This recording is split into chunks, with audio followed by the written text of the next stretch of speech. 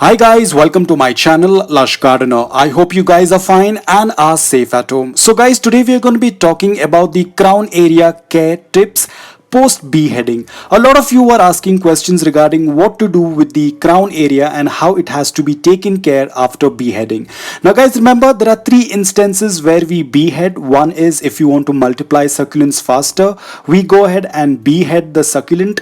In case if your succulent has stretched and it does not look aesthetically good, we go ahead and behead. And the last but not least, we behead a succulent when there is a stem rot or if there is a root rot. So guys, I've already made videos on beheading succulent for multiplying purpose, when the succulent is stretched, how to behead, and if there is a root or there is a stem rot, how to behead. I've already made videos.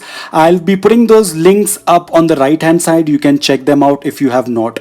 So guys, when you behead a succulent, there are going to be two parts. One is the stem part and one is the crown part. Now guys, in stem rot and in root rot, the stem part is of no use because it's completely gone, it's rotted, so you can throw it off. But in case of multiplying purpose or during the stretch succulent, if you have to behead, the stem area is still very healthy, so please do not throw it off. So before we move on to the crown area, I would like to give you some tips on the stem that's remaining back. Now because it's still healthy and the roots are still healthy, there is a high chance that it is going to produce a lot of pups on that cut stem.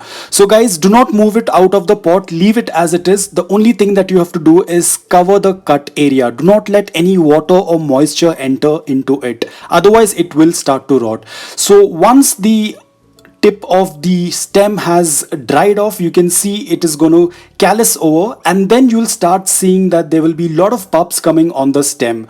So this is one of the best way to make use of the succulent stem. Don't throw it off, let it be in the same pot, and you will start noticing there will be a lot of pups appearing on the stem. Also guys, you need to have a lot of patience because these pups won't appear overnight. It might take around 2 to 3 weeks for the pups to appear. Again, it depends from the succulent variety to variety. Some might appear faster, some might take some time.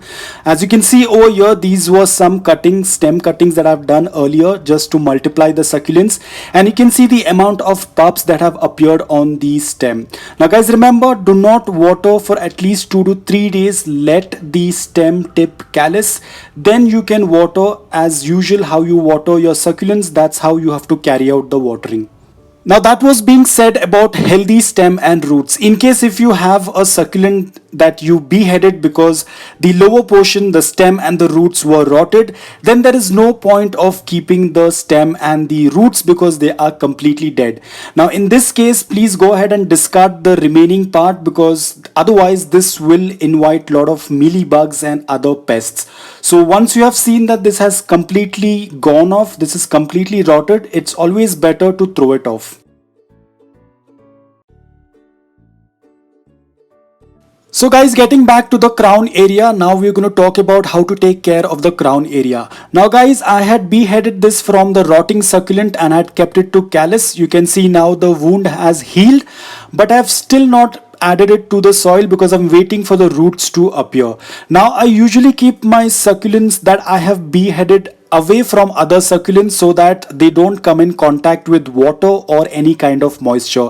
Especially right now when it is raining, there is a high chance that the water might come in contact with the cuts. Now here you can see after a couple of weeks the succulent that I had beheaded. This is another succulent that I had beheaded for multiplying purpose, and now you can see that there are pink and healthy roots. Now as you can see guys, without soil or without any growing media, you can still see that there are healthy pink roots. They have started to root. Now I have kept my crown area in a dry, cool and well aerated place. It receives bright indirect sunlight. Do not keep your crown area under direct sunlight, otherwise the leaves will burn because they are yet very fragile. Now once you start seeing the roots, you can add them in the soil and you can water after 2 or 3 days. Now guys, as soon as you cut the crown area, do not place it in the soil because you won't be able to see the roots. Apart from that, if you accidentally happen to water or when you're watering other plants, if the water falls onto the crown area, it will start to rot the very next day. So be very careful about this. So when the crown area is kept to callus, don't be worried, it is not going to dry up because the succulent leaves still have a lot of water, they can survive. Once they start to root, you can then move them into the soil. Now here are few of my succulents that I had beheaded, and you can see the amount of healthy roots that have come out from the stem.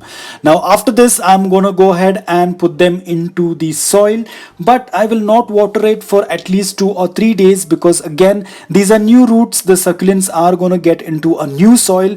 So I would rather wait for them to get adjusted to the new soil and then start watering after 2 to 3 days.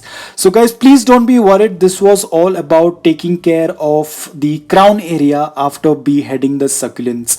But always remember, keep these guys away from any kind of moisture and water. That's the only precaution that you have to take.